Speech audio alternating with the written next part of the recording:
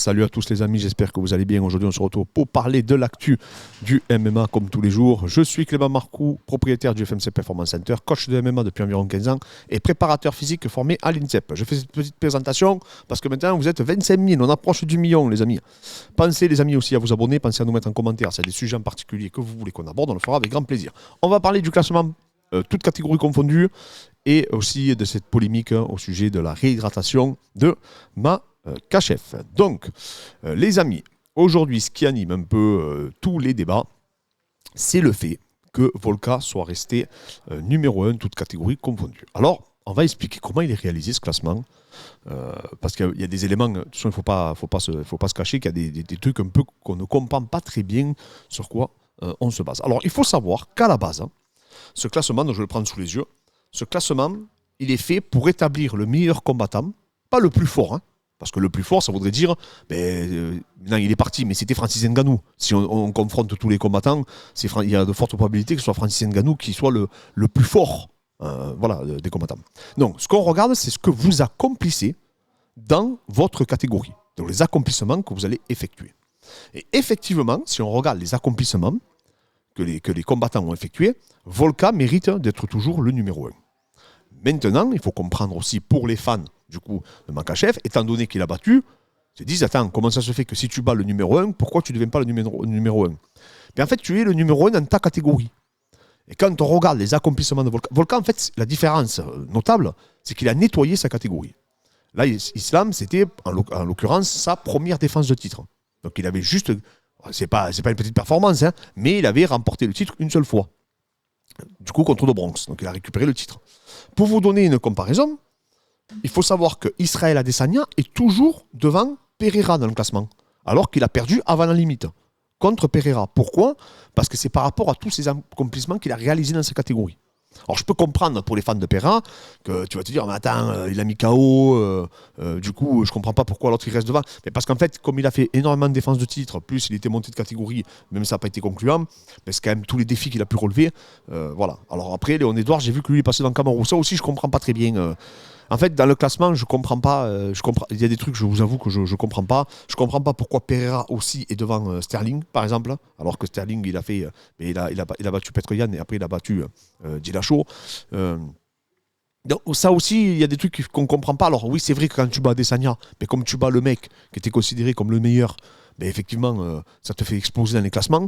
Mais voilà, on peut débattre quasiment sur toutes les places. Franchement, pareil, il est 13e. Alors qu'il est champion des 93. Alors oui, vous allez me dire, ouais, mais c'est la ceinture, c'est la régulière, mais en réalité, c'est Jiri. Voilà. En fait, on peut débattre quasiment sur toutes les positions, donc c'est pour ça que c'est délicat. Moi, j'aurais pas été choqué que Makhachev prenne la première place, mais je ne suis pas surpris non plus que Volka descende pas, surtout après la performance. Et surtout, si tu laisses Adesanya devant Pereira, alors qu'il s'est fait mettre KO, tu ne peux pas enlever Volka numéro 1. Enfin, je parle de leur logique à eux. Après, comme je dis, chaque camp va rester sur ses positions. De toute manière, vous avez bien vu que personne ne s'est mis d'accord. Il y a toujours des gens, il y a la moitié qui disent que Volka a gagné, l'autre moitié qui disent que Makhachev a gagné. Donc de toute façon, ça ne mettra personne d'accord. Ça, c'est pas le problème. C'est chacun aura son opinion, sa sensibilité, etc. Ce qui se passe en tout cas, voilà, c'est que normalement, le classement, il est établi en fonction de ce que vous accomplissez dans votre discipline. Je rappelle, Volka a perdu à 70 kg, mais à 66 kg, il est toujours invaincu. Voilà. D'ailleurs, il n'a jamais perdu un combat à 70 kg. Parce qu'il était, je crois que c'est en Walter qu'il avait perdu le seul combat. Donc voilà. Donc dans sa catégorie respective, il n'a jamais perdu un match. Donc c'est pour ça qu'à mon avis, ils n'ont pas voulu lui enlever cette place. Maintenant, je peux comprendre que ça choque, ou choque, enfin, on va dire choqué, ça va, c'est pas nos potes, mais vous comprenez quoi, que ça alimente. Alors est-ce qu'ils font ça pour refaire une revanche, etc. C'est fort possible, mais en tout cas, je suis pas bluffé. Si tu ne mets pas Pereira devant Adesanya, tu ne peux pas mettre l'autre, surtout avec ce qui s'est passé, que c'était quand même un combat engagé et serré. Donc voilà. Ensuite, il y a une grosse polémique, il y a des accusations, qui sont très graves, de Hooker contre Makhachev, qui lui dit, tu as triché, tu as pris une infirmière et tu t'es réhydraté avec une perfusion. Je rappelle que c'est interdit depuis quelques années maintenant. En fait, pour plusieurs raisons. La première, c'est que ça permet de se réhydrater beaucoup plus rapidement. Et ensuite, ça a une incidence sur le placement. Alors, je ferai une vidéo carrément sur ça. Et du coup, ça pourrait, j'aime pas le mot masquer, mais du coup, minimiser les produits que tu aurais pu prendre. Donc, des produits C'était des stéroïdes, par exemple. Donc voilà, donc c'est pour ça que ça a été banni, pour lutter contre les cuttings excessifs.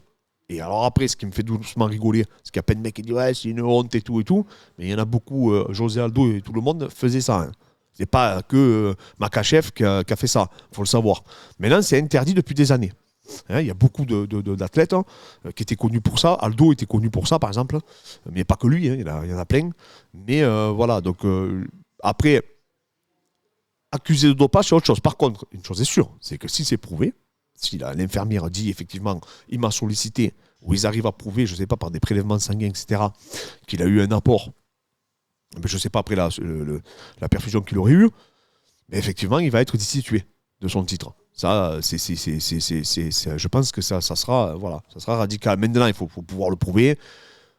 Est-ce que il y a des gens qui vont dire oui, mais c'est parce qu'il s'est dopé, machin. Franchement, je pense pas qu'il se soit dopé pour faire un combat contre un mec plus léger. En tout cas, ça serait surtout qu'il s'est jamais fait choper lui pour dopage ou quoi que ce soit. Donc je vois pas pourquoi là, en l'occurrence, il se ferait attraper pour ça. Mais ce qui est sûr, c'est que c'est interdit. Après, je sais que l'USADA aussi fait des prises de sang, des tests antidopage. Donc oui, ça peut expliquer le bleu qu'il a sur la veine. C'est déjà arrivé. D'ailleurs, Fares Ziam a partagé une photo. Mais attention, c'est pas parce que t'as pas de bleu que t'as pas été perfusé non plus. Hein. Faut être vigilant aussi à ça. Hein. D'accord ? Vous savez comment je me suis fait implanter les cheveux. D'ailleurs, vous verrez bientôt les résultats. Et j'avais pas de bleu sur la veine. Pourtant, ils m'ont perfusé. Donc voilà. Donc attention à ça. Ça justifie pas. Maintenant, c'est interdit. Sachez que c'était utilisé en grande partie par les lutteurs. On sait que l'AK, ça a toujours été le bordel sur les pesées avec eux. Donc Kochek, Fish, Daniel Cormier, Rabib à l'époque. Donc ils ont toujours foutu un peu, ils se mettaient les serviettes, les machins. Enfin, bref, ils sont dans plein d'histoires avec les pesées. Donc voilà. Donc aussi, autre chose, parce que tout le monde dit oui, mais il a eu moins de 12 heures et tout. Bon, les amis, ça, il était au courant.